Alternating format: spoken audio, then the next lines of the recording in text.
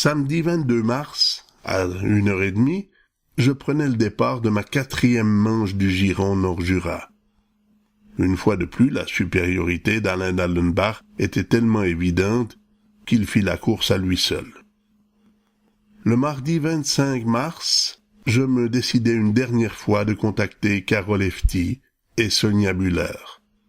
Toujours sans réponse ni de l'une ni de l'autre, j'appelai Madame Aiglin, notre conseillère, pour savoir s'il y avait encore espoir d'avoir des nouvelles de ces deux rêveuses, aux idées plutôt incertaines.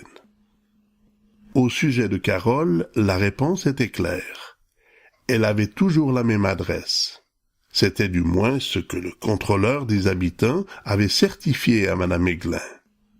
Carole n'avait-elle pas communiqué son changement d'adresse, ni au contrôleur des habitants, ni à Altman? C'était peut-être la seule raison valable à cette perte de contact. J'allais donc essayer une dernière fois de la rappeler par téléphone. La même personne allait me répondre et me certifia une nouvelle fois que mademoiselle Efti n'habitait pas à cette adresse. Je m'excusai une nouvelle fois et referma le dossier de Carole en le jetant aux oubliettes. Pour Sonia Buller, son adresse était inchangée, et Madame Aiglin lui avait fait parvenir un premier appel. Mais comme je n'avais toujours rien reçu, l'Institut allait lui renvoyer un deuxième appel. J'attendis encore quelques jours, et comme elle me laissait à nouveau sans nouvelles, je refermai également son dossier. De toute évidence, je n'intéressais pas la romantique Sonia. J'évitais donc de lui imposer un troisième rappel, ce qui automatiquement aurait résilié son contrat et lui faire perdre tout son argent. Ces premières recherches de partenaire idéal s'étaient pour moi avérées à la fois décevantes et inefficaces, car je me retrouvais seul et condamné à l'être jusqu'au mois d'octobre pour le moins. Bon, après tout, tant pis. Ça me permettra au moins de me consacrer entièrement à ma saison.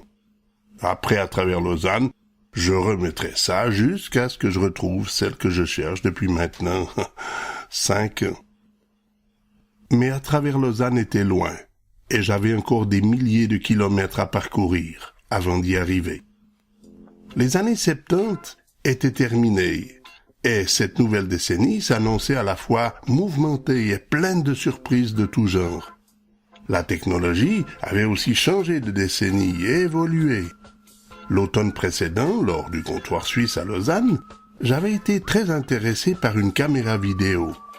Cette grosse caméra était reliée par un câble à un magnétoscope qui contenait une cassette VHS. Cette merveille pouvait capter son et images et les mémoriser directement. Plus besoin d'envoyer nos films à la maison Kodak pour les faire développer. J'avoue que la découverte de ce trésor m'avait beaucoup incité sur le moment à l'acheter et repartir à la maison avec. Seul le prix m'avait laissé perplexe. 6 000 francs pour visionner ses films personnels sur sa télévision, plus de 3 mois de salaire. C'était quand même beaucoup. Durant ce mois de mars 1980 eut lieu dans ces mêmes bâtiments le non moins traditionnel Salon du tourisme. C'est ainsi qu'un dimanche après-midi en solitaire, je me rendais au Palais de Beaulieu à Lausanne.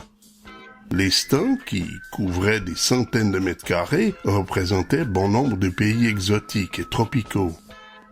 Ce divertissement était pour moi une façon de m'évader d'une vie, certes bien occupée, mais tout de même assez ordinaire. Dans cet univers de vacances, je me promenais au hasard des stands, quand tout à coup, l'un d'entre eux attira mon attention. Sur un grand panneau était inscrit « Vous pouvez maintenant vous renseigner sur vos futures vacances au Kenya, à Tahiti, à Hawaï et aux Antilles françaises. » Je profitais de l'occasion qui m'était offerte pour poser de nombreuses questions aux responsables du stand concernant mes futures vacances à Sainte-Lucie. Quand je lui parlais de mon intention au mois de juillet de réserver une chambre pour le prochain réveillon sur cette île des Antilles, Il m'avouait avec certitude que si j'attendais le mois de juillet pour faire cette démarche, je pouvais être certain de ne pas trouver une seule place, car toutes seraient déjà réservées depuis longtemps. Alors je m'en étonnais. Alors, expliquez-moi comment ils font les autres. J'ai déjà demandé à mon agence de voyage pour réserver une place. Là, on m'a dit qu'il n'était pas possible de réserver avant que le prospectus d'été soit sorti.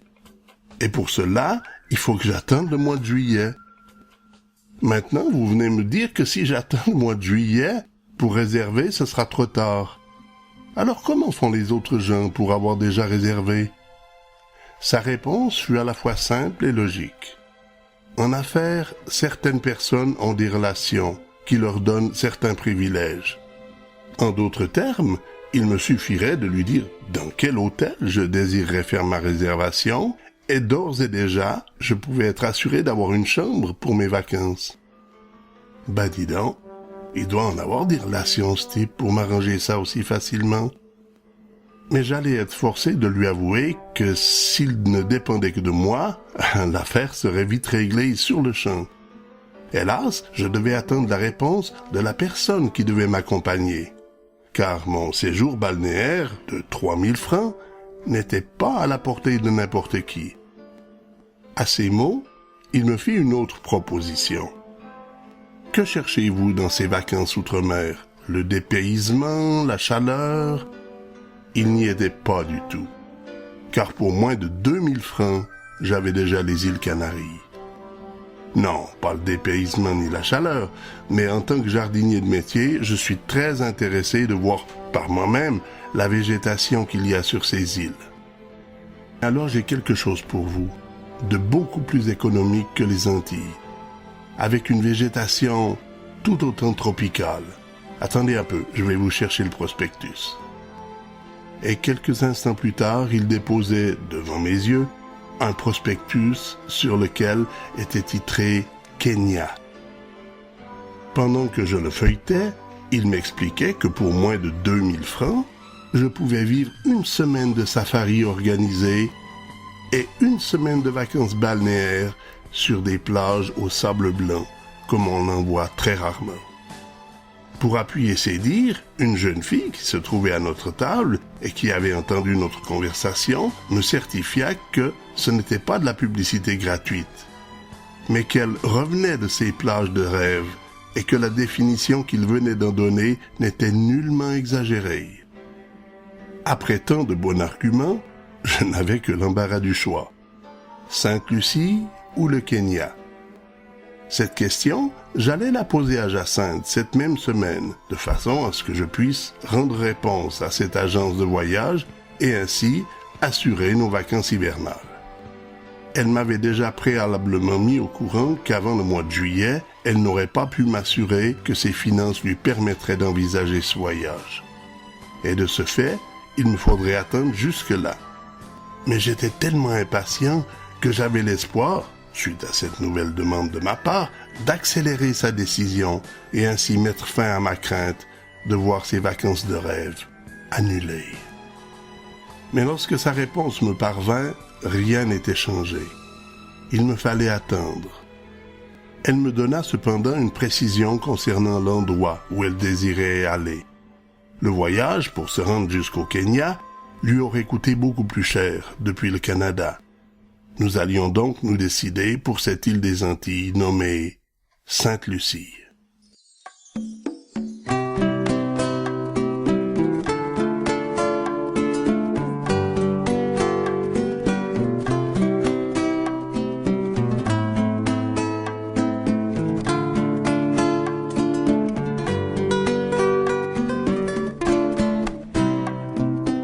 Ce n'est qu'une île au grand soleil, un îlot parmi tant d'autres pareils, où mes parents ont vu le jour, où mes enfants naîtront à leur tour. Ô mon île au soleil, paradis entre terre et ciel, où le flot tout au long des jours chante au sable fin sa chanson d'amour.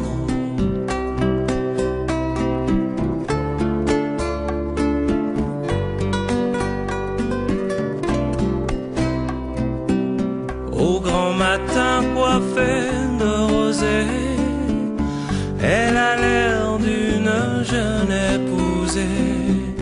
Je la regarde et mon fardeau semble aussitôt léger sur mon dos. Oh mon île au soleil, paradis entre terre et ciel, où le flot tout au long des jours chante au sable fin sa chanson d'amour.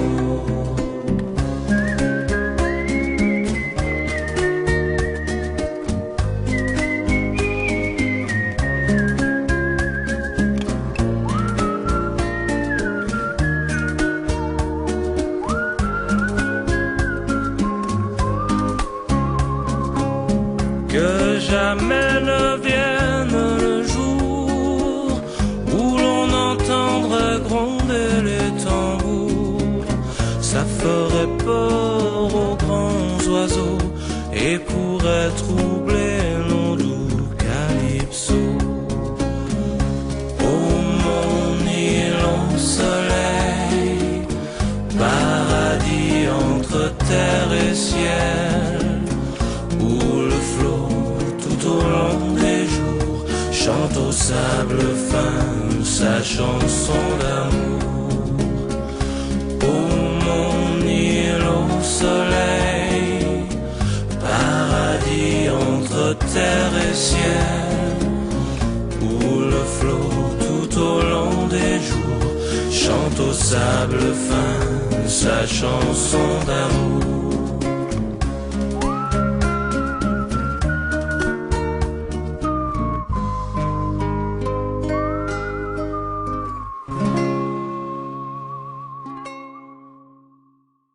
Constamment dans l'inquiétude de ne pouvoir réserver à temps notre chambre d'hôtel, un jour à la fin de mars, je décidai de passer à l'action. Alors que je travaillais au centre-ville, proche de l'agence de voyage, j'arrêtai le travail et entrai dans l'agence. Je leur demandai alors pour quelle raison il ne m'était pas possible de faire une réservation avant le mois de juillet, alors qu'au salon du tourisme, il m'aurait été possible de le faire. L'explication de l'agent fut simple. Comme les prospectus n'étaient pas encore sortis, il se pouvait que certains prix changent.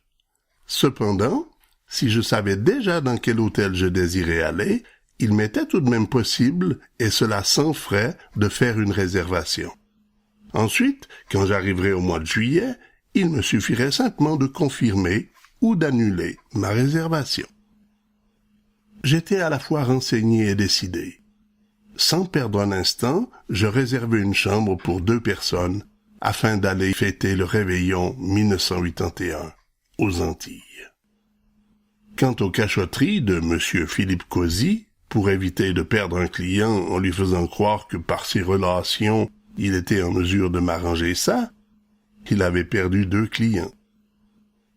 Refermons cette longue parenthèse concernant mes futures vacances et revenons au salon du tourisme.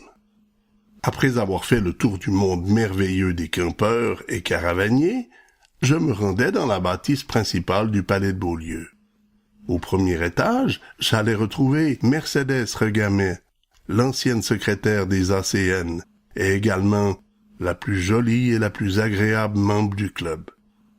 Son travail durant ce salon du tourisme était de renseigner et expliquer le fonctionnement de toutes les caméras et projecteurs en format 8 mm que vendait son employeur, c'est-à-dire la maison Bolex, d'Yverdon-les-Bains.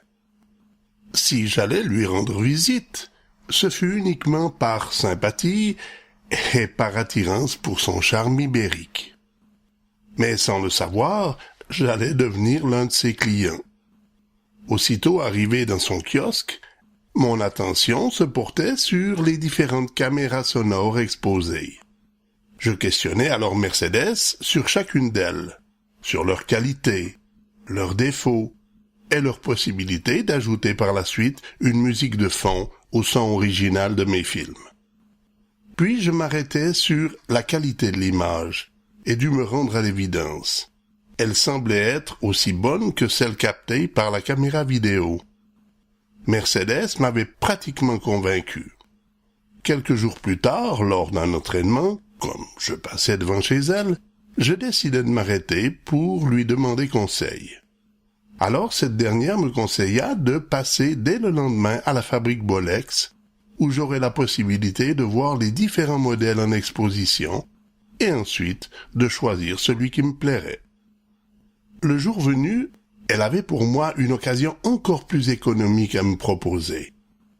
Les différents modèles que j'avais vus en exposition à Lausanne allaient être de retour dans la fabrique dès le lendemain, et après vérification, ils allaient être remis sur le marché à prix réduit. Ce fut ainsi que le lundi 31 mars, à la sortie de mon travail, je passai à la fabrique prendre possession de ma caméra sonore et de mon projecteur. J'allais dès lors être indépendant et ne plus avoir besoin de demander à papa de me prêter son matériel.